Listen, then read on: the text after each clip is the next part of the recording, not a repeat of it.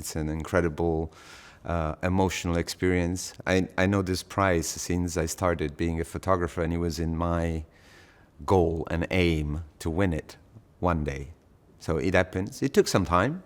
It took me like 20 years to get here, but again, it's a great honor. I'm super happy. Just happy is the word. I think the connection is, I start with that project about something about the economy, or the money moves the globalization of the world. So what sort of aspect are influencing one side of the world with another side of the world. So I think this is the connection. And this series specifically is about, in a way, climate change and our effort to transition to a more green energy. And I was just curious to try to understand what are the implications of this process, which is necessary, important, but we have to do this with sort of consciousness and understanding what are the implications.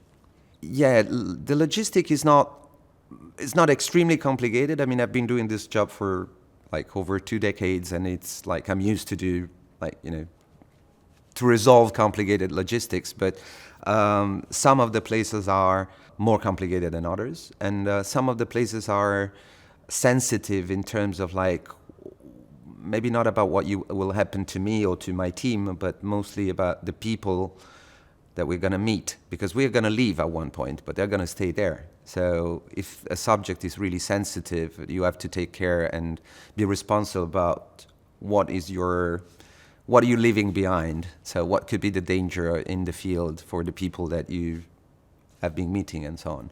So so we excluded a couple of places because of this reason.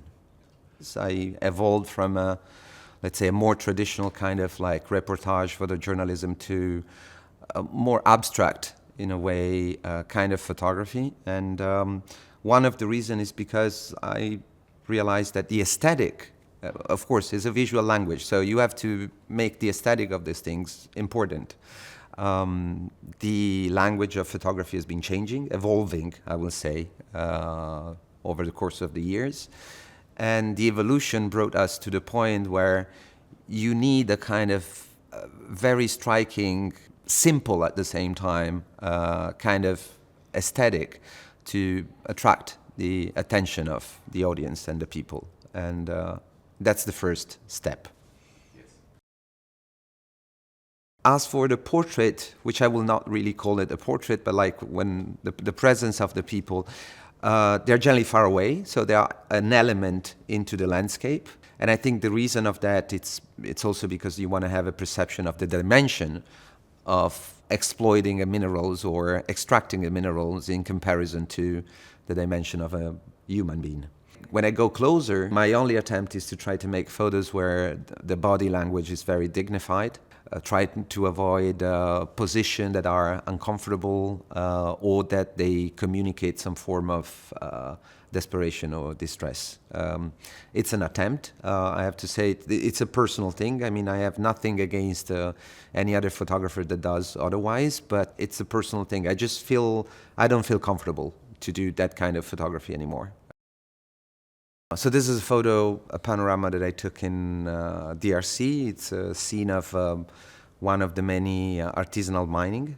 This is around the city of Kolwezi. There are just workers making tunnels about 50 meters deep and then kilometers long, where they mine cobalt with their hands, with a hammer and very rudimental tools. Yeah, this is just like it was another attempt to put together like images that are very abstract with some sort of sense in it. One is copper, one is nickel, but the aesthetic idea is the same. They are a visual representation of one mineral. I guess photography has changed the world already in many occasions. Maybe not. Sometimes as single images, there are a few examples of that, but most of the time is the accumulation of images. So it's again a problem of attention. If you manage to grab attention of people, then things may eventually change. And photography has been, and I think it's is gonna be for some time a very good tools to grab people's attention. So I think this is really the clue. I'm not sure this is gonna change really anything on the short term, but maybe this one with something else, with another project about more or less the same topic, or just like the fact that we are talking about, it's giving the opportunity of discussing a subject. I want to stress it again. This is really important for me to say. This is not critical against the green transition. I want to say it very clearly because I don't want to be misunderstood. I think this process of transition is absolutely necessary and super important, and we have to do it, but we have to know what are the implications of it. So we have to do this with the mind of consciousness.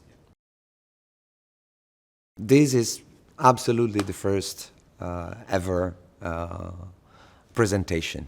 Yes. So it was a good beginning. So the project is becoming a book. I will have another exhibition in a museum at the Mudec Museum in Milan. So this child is starting crawling out and is going to walk on his own at one point.